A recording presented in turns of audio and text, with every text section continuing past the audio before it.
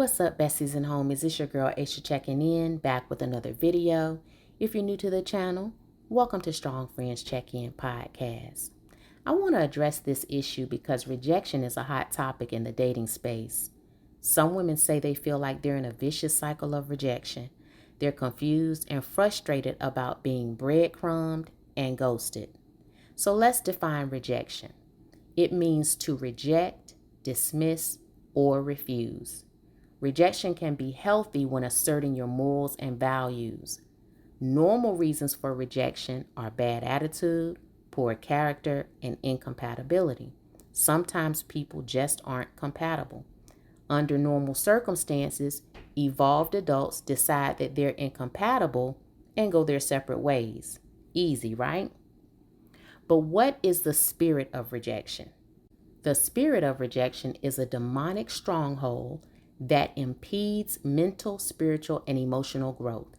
It is an oppressive spirit.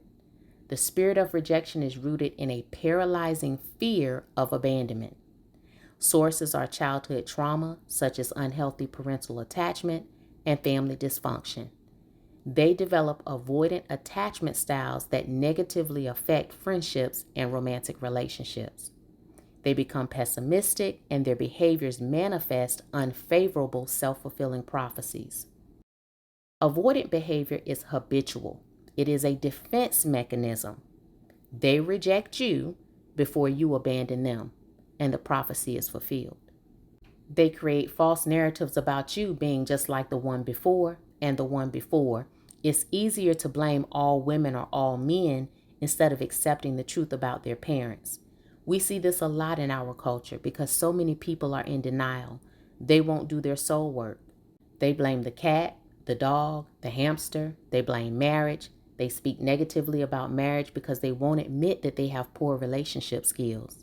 They pretend to be so paranoid about marriage but have no reservations about procreating.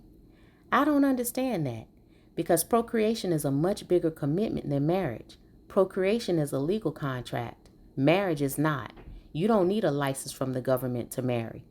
But parental laws go into effect the moment that child is born. I'm not referring to custody. I'm referring to parental laws. Most parents are unaware of the laws that affect them until something happens. Also, parenting is a bigger expense than marriage. If you don't believe me, calculate the cost to provide for a child for 17 years.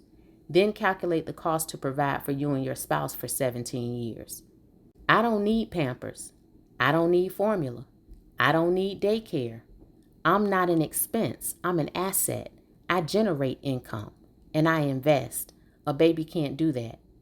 But you can't expect logic from someone who is under a demonic stronghold because they lack self-awareness. Self-awareness is a prerequisite for healthy relationships. People who lack self-awareness can't see themselves or others. You can't make a blind man see you. You feel rejected because you are internalizing trauma that doesn't belong to you. You're allowing others to project the spirit of rejection onto you. Internalizing someone else's trauma is self-deprecating behavior.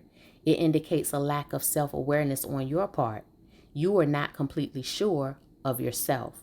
Confident women don't tie someone else's behavior to their worth. His trauma has absolutely nothing to do with me. It's his, and he has a personal responsibility to fix it. I never think he rejected me because I know me and I can see through him. This is why staying connected to the Creator is so important. You can see with the spiritual eyes. You can see the unseen. One of my favorite scriptures is, the things that are seen are transient, but the things that are unseen are eternal.